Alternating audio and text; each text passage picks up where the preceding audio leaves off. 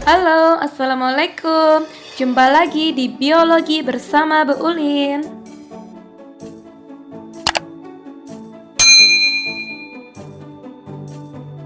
Sebelum masuk materi, kita tonton video dulu.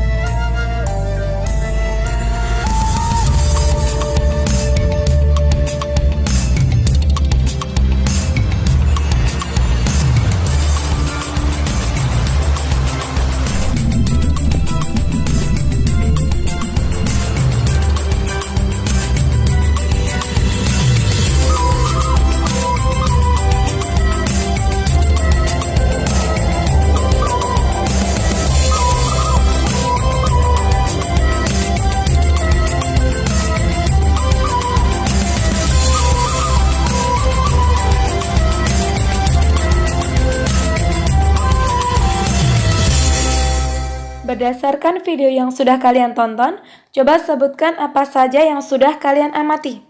Ya, ada bermacam-macam hewan, seperti gajah, orangutan, harimau, kera, dan juga komodo. Selain hewan, juga ada tumbuhan yang berbeda-beda, berbagai jenis tumbuhan. Selain itu, di video tadi kita juga melihat ada beberapa jenis ekosistem, seperti mangrove, pantai, dan juga terumbu karang. Selain itu, tadi juga ada kerumunan manusia yang ada di pasar.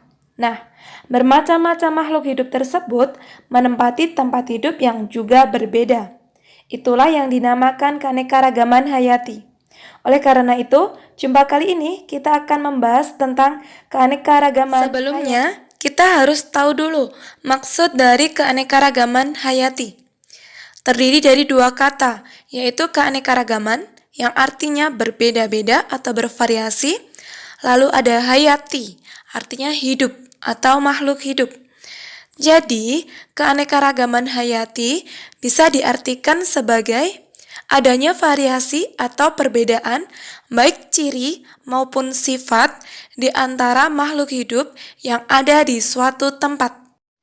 Keanekaragaman hayati atau bisa disebut biodiversitas dapat kita amati dari 3 tingkatan, yaitu keanekaragaman tingkat gen, keanekaragaman tingkat jenis atau spesies, dan keanekaragaman tingkat ekosistem.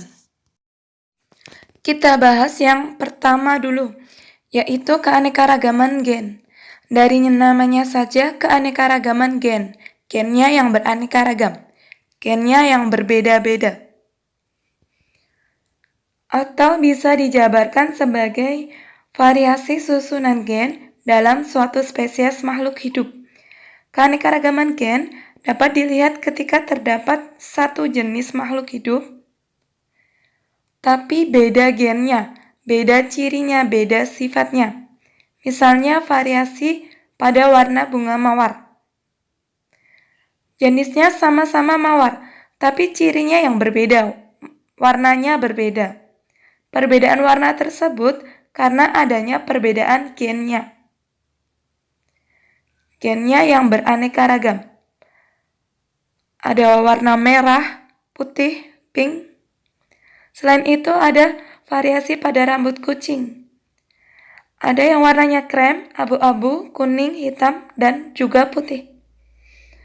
Itu juga termasuk keanekaragaman gen.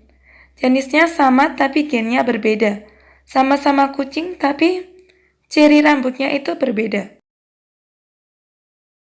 Contoh lainnya ada variasi pada mangga. Sama-sama mangga tapi beda rasanya. Perbedaan rasa itu karena gennya berbeda. Ada mangga gadung, mangga apel, dan mangga madu.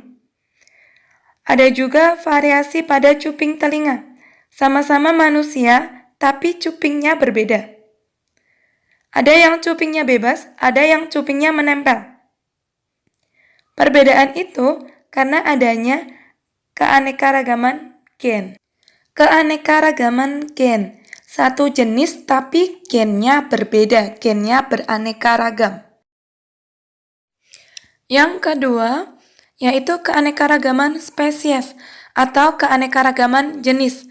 Dari namanya saja, keanekaragaman spesies berarti spesiesnya atau jenisnya yang berbeda, atau bisa dijabarkan sebagai variasi atau perbedaan spesies yang terjadi pada kelompok makhluk hidup. Yang perlu digarisbawahi di sini yaitu beda jenisnya, beda spesiesnya.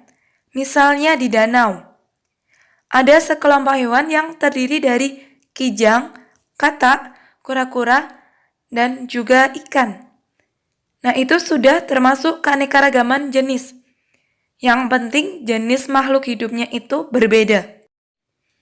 Beberapa jenis organisme atau makhluk hidup ada yang memiliki ciri-ciri fisik yang hampir sama.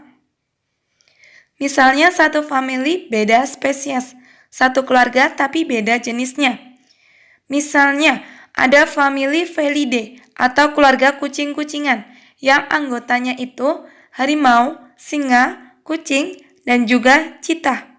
Keempat hewan tersebut sudah berbeda, tapi masih punya ciri fisik yang hampir sama, karena masih satu famili. Nah, itu contoh keanekaragaman spesies. Contoh keanekaragaman spesies lainnya, ada tumbuhan kelompok palem atau palme, seperti kelapa, pinang, lontar, pinang merah, aren, dan juga kelapa sawit. Beberapa tumbuhan tersebut berbeda jenisnya, tapi masih memiliki ciri yang hampir sama, yaitu daunnya seperti pita. Nah, itulah yang termasuk keanekaragaman spesies. Yang penting pada keanekaragaman spesies itu, spesiesnya berbeda, jenisnya berbeda, satu kelompok tapi beda jenisnya. Yang ketiga, keanekaragaman ekosistem. Dari namanya, keanekaragaman ekosistem berarti ekosistemnya yang beraneka ragam, ekosistemnya yang berbeda-beda. Ekosistem sendiri merupakan hubungan timbal balik antara makhluk hidup dengan lingkungannya. Masih ingat ya pelajaran SMP? Keanekaragaman ekosistem dapat dilihat dari adanya variasi pada ekosistem karena perbedaan lingkungan dan makhluk hidup yang ada di dalamnya. Di dalam lingkungan tersebut, misalnya ada ekosistem terumbu karang, hutan, dan sawah. Dari 3 ekosistem itu menunjukkan 3 lingkungan yang berbeda. Yang satu di perairan, yang hutan itu di darat dengan tumbuhan yang lebat, yang sawah juga di darat, tapi jenis tumbuhan dominannya itu padi. Lingkungan yang berbeda tersebut juga akan mempengaruhi makhluk hidup yang ada di dalamnya. Pada terumbu karang, pasti dihuni oleh karang dengan berbagai jenis ikan. Di hutan, dihuni oleh hewan-hewan seperti gajah, ular, rusa, burung, dan lain-lain. Sedangkan di sawah dihuni oleh tikus, ular, jamur. Nah, itulah yang dimaksud keanekaragaman ekosistem. Ekosistemnya berbeda. Ekosistem berbeda karena tempat hidup dan makhluk hidup yang ada di dalamnya juga berbeda. Selesai. Akhirnya selesai juga materi keanekaragaman hayati pada jumpa kali ini. Berikut kesimpulannya. Jadi, keanekaragaman hayati itu ada 3 macam. Keanekaragaman gen, yaitu berbeda gennya. Satu jenis beda gen. Yang kedua, keanekaragaman spesies atau jenis, yaitu berbeda jenisnya. Satu kelompok beda jenis. Yang ketiga, keanekaragaman ekosistem, yaitu berbeda penyusun ekosistemnya, baik lingkungan maupun makhluk hidup di dalamnya. Oke, cukup sekian biologi hari ini. Kurang lebihnya Ibu mohon maaf dan terima kasih atas perhatiannya. Bagi yang belum paham, bisa ditanyakan lewat kolom komen di bawah ini. Sampai jumpa pertemuan berikutnya. Wassalamualaikum warahmatullahi wabarakatuh.